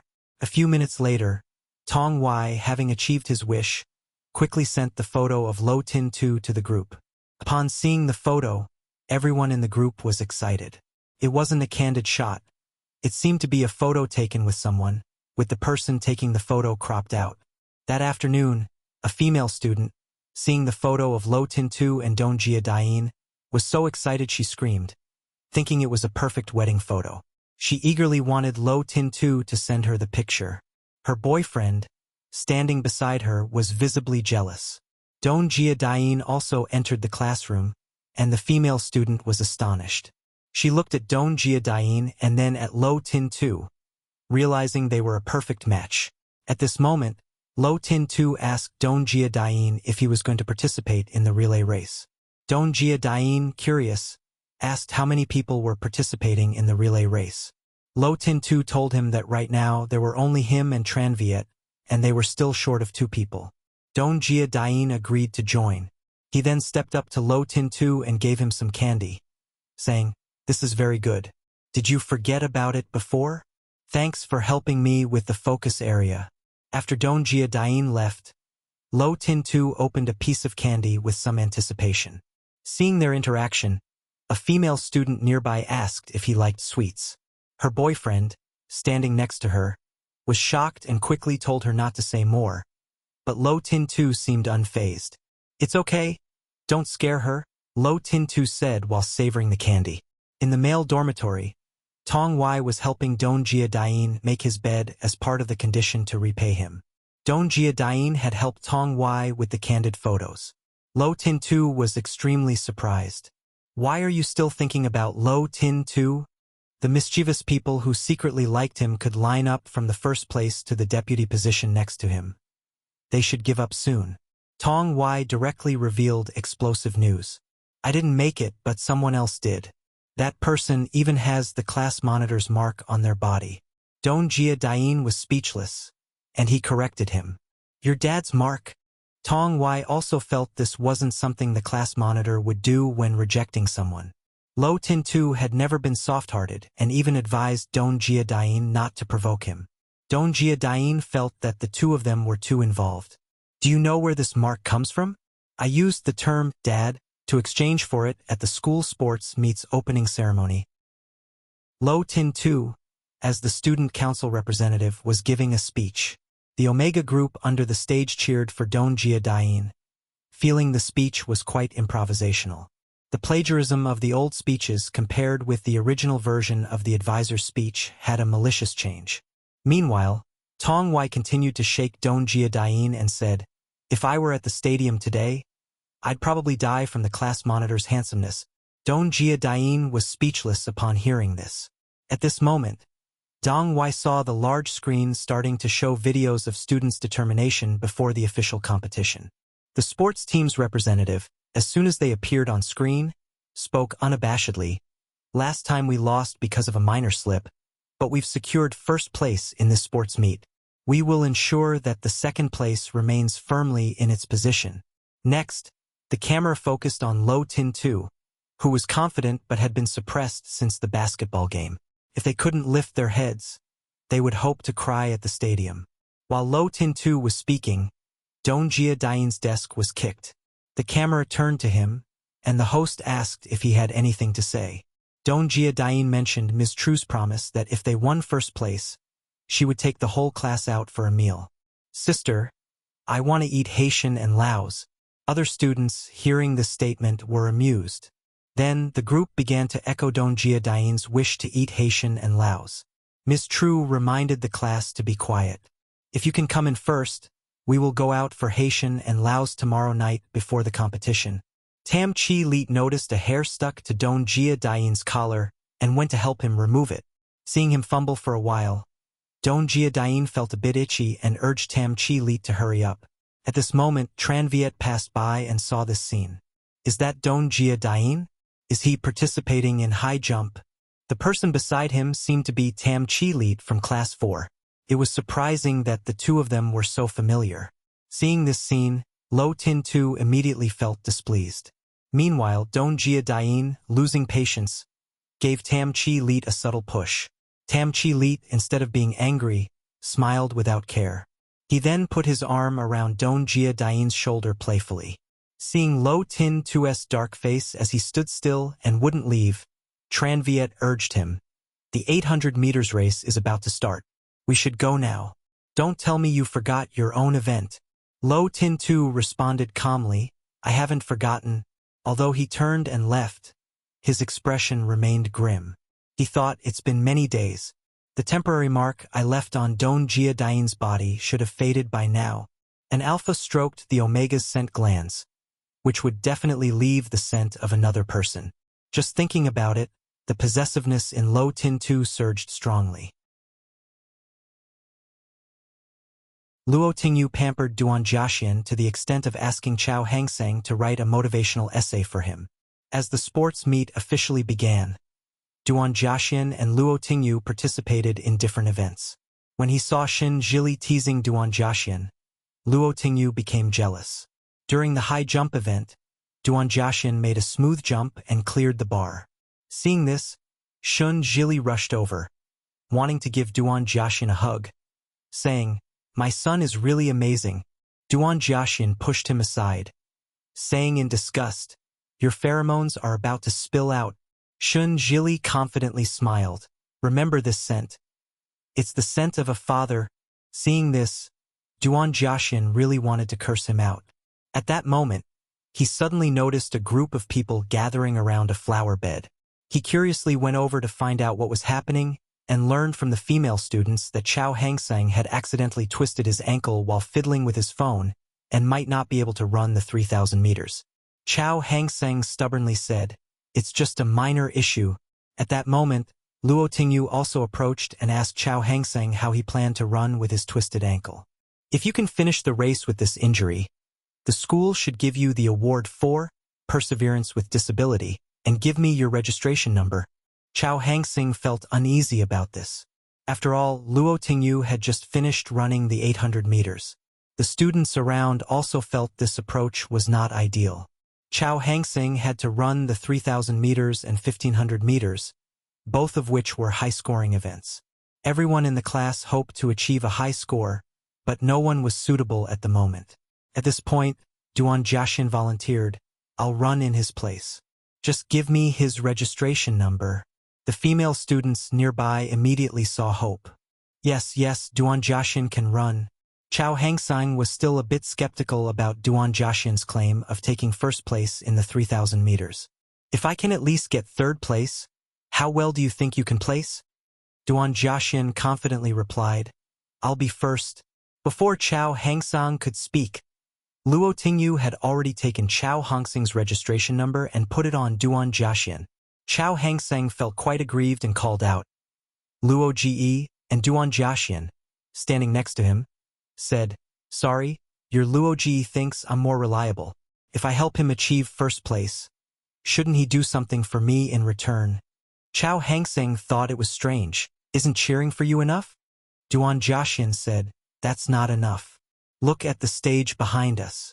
Please make a speech on the theme of always believe in Duan Jiaxian and write an 800-word encouragement for me." Luo Tingyu agreed to supervise and Chao Hangseng had to comply with the request. Chao Hangseng was utterly shocked. "Is this for real? Did anyone actually ask for my opinion?" Luo Tingyu, with teary eyes, said, "Just do it." Seeing Luo Tingyu protect Duan Jiaxian like this, Duan Jiaxian was very happy. Chao Hangseng was completely bewildered, asking Luo Ji, "Why are you helping him?" Luo Tingyu replied, "If you can stand on the running track next time, not only will I help you with the speech but also write an 800-word encouragement for you." Chao Hangseng, seeing the sincerity in Luo Tingyu's eyes, didn't dare to argue further and agreed to write the encouragement. During the race, Duan Jiaxian had reached the final lap. He reminded himself to maintain his current pace. The stamina of the physical education students was indeed not to be underestimated. Duan Jiaxian, panting heavily, thought, "If I lose, Chao Hangseng will definitely mock me. 3 days and 3 nights without a chance." Then Duan Jiaxian started to accelerate.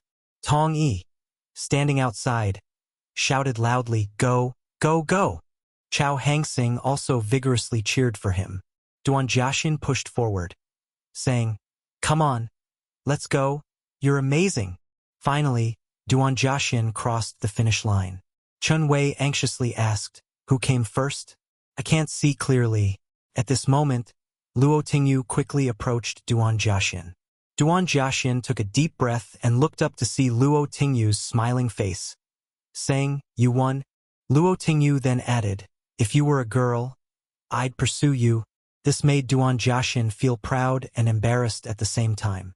When Duan Jiaxian won the 3,000 meters event, the students were excited and cheered for him. Duan Jiaxian, exhausted, stumbled forward, but Luo Tingyu promptly supported him, saying, "Don't just stand still. I'll help you walk halfway. If not, you might get dizzy and might even faint." At that moment, Duan Jiaxian just wanted to ignore everything, leaning on Luo Tingyu's shoulder, panting, "Let me faint. Just remember to call an ambulance." Luo Tingyu, with his strong protective nature online, insisted on walking Duan Jiaxian halfway around the track, no matter how much Duan Jiaxian resisted. Hearing Duan Jiaxian complain about feeling uncomfortable, Luo Tingyu leaned in closer, asking, "How do you want to feel comfortable?" Their faces were very close, making Duan Jiaxian embarrassed and blush. Even speaking became a struggle. Realizing that he was being used, Duan Jiaxian wanted to explode on the spot. At this time, Luo Tingyu handed him a bottle of water, which calmed Duan Jiaxian's anger. After resting, Duan Jiaxian mischievously asked Luo Tingyu, "Am I amazing or not?" Luo Tingyu paused, then quickly looked away and said, "Amazing. No one is more amazing than you." On the second day of the sports meet, Luo Tingyu participated in the 4x400 meters relay. Chun Wei informed everyone that if they wanted to win first place in this meet, it would depend on the relay results. At this moment, a female student with a camera shouted at Chao Hangseng, "Chao Hangseng, move aside a bit. Don't block my shot. I want to take pictures of Luo Ji and little Duan." Chao Hangseng had no choice but to let the girl take her pictures. "I'm impressed. Taking photos, and don't even care about your boyfriend. Just want to shoot the 2 of you. I suggest you find a girlfriend to change her target." Luo Tingyu teased, "All right. Introduce someone to me." Duan Jiaxian, showing off, said, "I don't need it. You introduce someone too handsome ordinary people can't pursue." Luo Tingyu reminded, "Don't let the dark-skinned guy from the physical education class catch up." Duan Jiaxian confidently replied, "Anyone who can catch up with me hasn't been born yet." Luo Tingyu suddenly asked, "What about Jiang Jinian?" Duan Jiaxian's attitude immediately changed. "Of course. I need to slow down to wait for her." Luo Tingyu smiled lightly and asked, "Do you like Jiang Jinian so much? What do you see in her?" Duan Jiaxian then spoke about Zhang Jinyan's various merits, mainly her beauty. If you were a girl, you would definitely be very beautiful. Hearing this, Luo Tingyu followed suit, saying, if you were a girl, I'd pursue you. Upon hearing this, Duan Jiaxian couldn't stay calm. His face flushed red, and he quickly turned away, not daring to look at him. The signal for the relay race started, and the relay race between Class 10 and the physical education class officially began. The students cheered enthusiastically for Luo Tingyu and Duan Jiaxian. Chao Hangseng received the baton from Chen Wei and rushed forward. Unfortunately, the gap with the physical education students was too large to be caught up with, so he placed his hope on Luo Ji. After receiving the baton, Luo Tingyu sprinted forward like a gust of wind. The students cheered for the class leader, and Duan Jiaxian yelled loudly, Luo Tingyu, I want first place. Run faster. With the encouragement of Duan Jiaxian, Luo Tingyu's strength exploded, and he surged ahead, finishing first.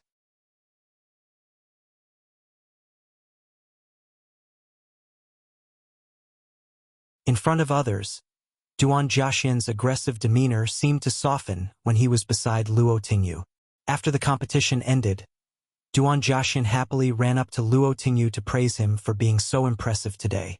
At this moment, the homeroom teacher informed Luo Tingyu that when the awards for love were announced later, they would need someone to go up and accept the award on behalf of the class. She wanted Luo Tingyu to represent Banba, but Luo Tingyu wanted to give this opportunity to Duan Jiaxian. Didn't you want to win first place? Go ahead and accept it, Duan Jiaxian. Remembering how he had previously shouted at Luo Tingyu about wanting first place, Duan Jiaxian was surprised that Luo Tingyu could still hear his cheers amidst the noise. That evening, the homeroom teacher kept her promise and took the whole class out for a meal at Tu Zilio. At this point, Duan Jiaxian put down his cup and expressed that he was too drunk to drink anymore. Chao Hangseng, sitting opposite him, didn't believe it. Really? Do you still recognize me? Duan Jiaxian, hearing the question, was speechless and realized how embarrassed and weak Chao Hangseng's remarks were. He wondered about Chao Hangseng's future status in his family. Chen Wei, sitting next to them, laughed until he almost cried. He hadn't expected Chao Hangseng to make such sharp comments about Duan Jiaxian after drinking. Chen Wei also pointed to himself and asked, Do you still recognize me? After hearing Duan Jiaxian's comments about him, Chen Wei continued to tease. He pointed to Luo Tingyu sitting beside him and asked, And this person? Who is this? Duan Jiaxian, still a bit dazed, looked at Luo Tingyu and answered, This is mine, my medicine. Chen Wei was puzzled and asked, How can he be yours? Luo Tingyu was also a bit stunned and told Duan Jiaxian, You need to be clear about what you mean. If not, the class leader might misunderstand tomorrow. Duan Jiaxian, confused, replied, It's the medicine. What else could it be? Chen Wei, eager to stir things up, didn't mind making things more complicated. He patted Luo Tingyu on the shoulder and asked, What do you think of Duan Jiaxian? Chao Hangseng also joined in, saying, This isn't good. We haven't clarified who wants whom yet. Luo Tingyu, losing patience, said, Have you two finished talking? This made Chen Wei and Chao Hangseng immediately fall silent. Chen Wei, sensing the situation was getting tense, quickly changed the topic. After the whole class was drunk from the meal, Xian prepared to leave. Seeing Duan Jiaxian, who was clearly too drunk to find his way, Xian wanted to help, but as soon as he approached, Duan Jiaxian grabbed an alpha beside him. Seeing this, Xian rushed over to help, but ended up being restrained by Duan Jiaxian. Meanwhile, Luo Tingyu passed by and saw Duan Jiaxian leaning on Luo Tingyu, making Xian a bit worried, wondering if they would get into a fight. When Duan Jiaxian reached out to Luo Tingyu, Xian was nervous and wanted to faint. Little Duan, don't be surprised by the next scene. Duan Jiaxian leaned on Luo Tingyu, rubbing against him. Don't leave. I have to carry you back. Luo Tingyu told him, I won't leave. Be a good boy. So, Luo Tingyu ended up carrying Duan Jiaxian back. Duan Jiaxian, hugging Luo Tingyu, asked, What did you say about being good? Luo Tingyu patiently answered, Walking quietly forward is being good. Duan Jiaxin began to tease. Then I guess I'll never be good my whole life. I like talking non-stop. Luo Tingyu asked, were you a talking machine before? Duan Jiaxin laughed at the tease. How did you know? You're really smart. At this moment, Duan Jiaxin suddenly smelled the scent of Luo Tingyu's pheromones and wondered, why do you smell so good? And it's a scent I like? I really want to get closer to you and hug you. Duan Jiaxin lowered his head to sniff the scent on Luo Tingyu's collar and commented, it smells even better here. After Duan Jiaxin touched and sniffed, Luo Tingyu put him down and scolded, no one taught you. You can't sniff someone's neck like a puppy. Duan Jiaxin looked at him dazedly and replied, only people taught me. If you look at someone's neck, you have to bite them like a man. Then he asked, can I bite you? Luo Tingyu coldly replied, you can bite your own tongue off. Luo Tingyu wondered if Duan Jiaxin would remember what he did after waking up. Duan Jiaxin said, I don't remember. Why should I remember my embarrassing moments? Luo Tingyu was speechless and said, you're quite skilled at arranging your own affairs, aren't you? After that, he turned his back to Duan Jiaxin and prepared to carry him again. At this point, Duan Jiaxin suddenly anxiously called out, give me your hand. Quick!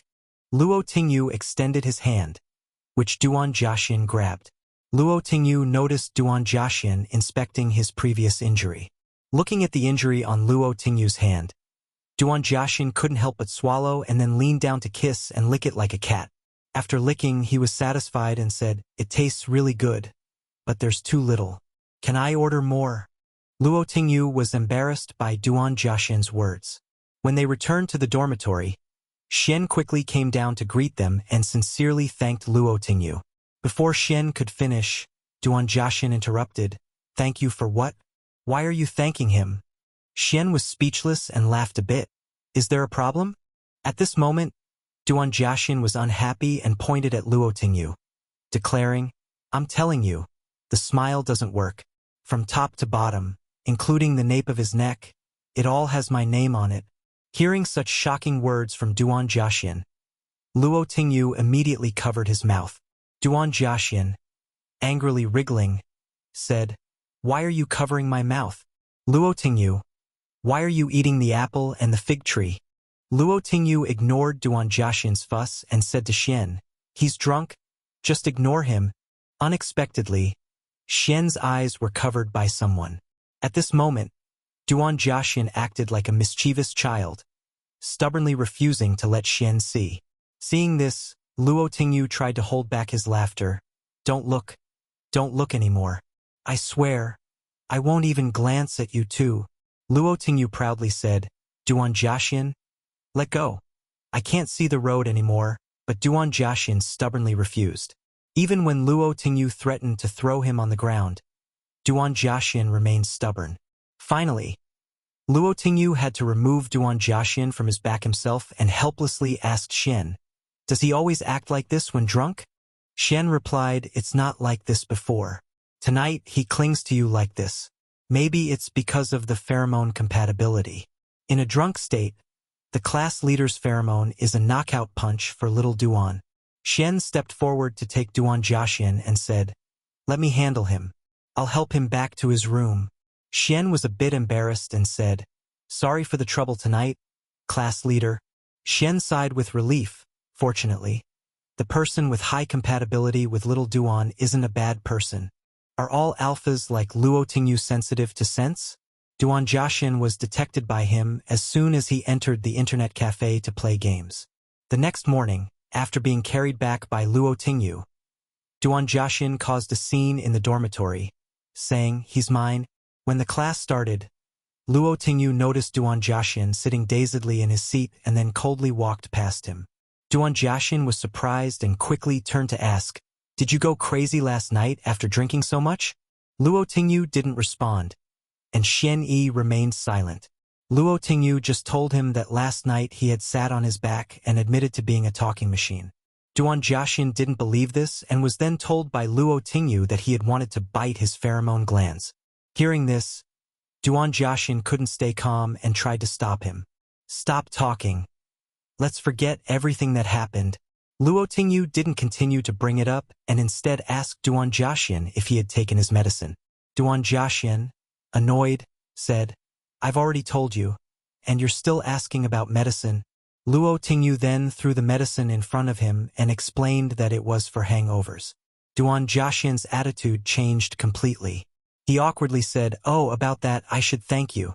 Although I don't remember what you did for me last night. I heard that every time I get drunk, it's a hassle."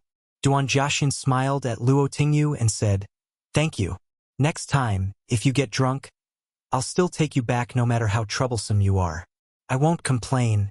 Hearing this, Luo Tingyu paused for a moment before declining. "No need. I'm afraid something unexpected might happen." Duan Jiaxian didn't understand the meaning of his words and asked, "What are you afraid of?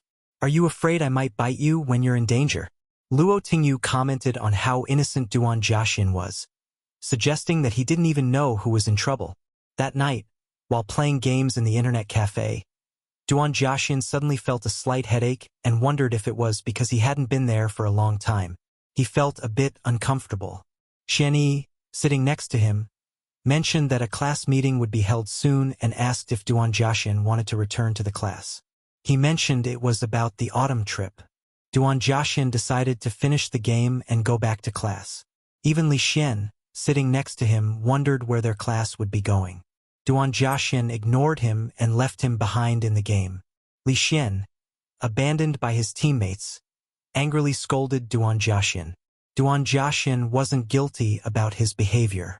Otherwise, why should I stick with my teammates? They should be left behind. After that, the two began to argue. When he returned to the class, Chenlv poked Duan Jiaxian from behind and asked if he had just gone out to play games. Duan Jiaxian was surprised and asked, "How do you know?" Chenlv replied, "I guessed from the smell of cigarettes on you and Xianyi. It's a strange smell. There's only the internet cafe around the school." Duan Jiaxian quickly sniffed and said, "You all have noses for alpha. I can't smell anything." At this point, Luo Tingyu leaned in to sniff and analyzed. In the internet cafe, the alpha sitting next to you has a scent of black tea. Duan Jiaxian was speechless that he could even identify that. Chenlv informed Duan Jiaxian that Luo Tingyu's nose was very sensitive. Anyone who marries him and wants to cheat would have to find a beta, or else they'd be exposed as soon as they come home. Xianyi quickly added, "Who would want to cheat after marrying the class leader? That would be foolish." Luo Tingyu seriously looked at Duan Jiaxian and said, "He's holding you with such a strong scent." Duan Jiaxian responded, "No, maybe it's just because we were sitting close." At this moment, Ms. Chow stepped up to the podium and the class quieted down. She announced that next Saturday and Sunday, the whole school would have an autumn trip, and our class, along with the main class, would stay overnight at Jonin Mountain. The school had already booked rooms for us, and we could choose our rooms freely, but boys and girls couldn't stay in the same room. Xianyi felt fortunate because their class could still go on the trip. It was said that the 12th graders were overwhelmed with exams.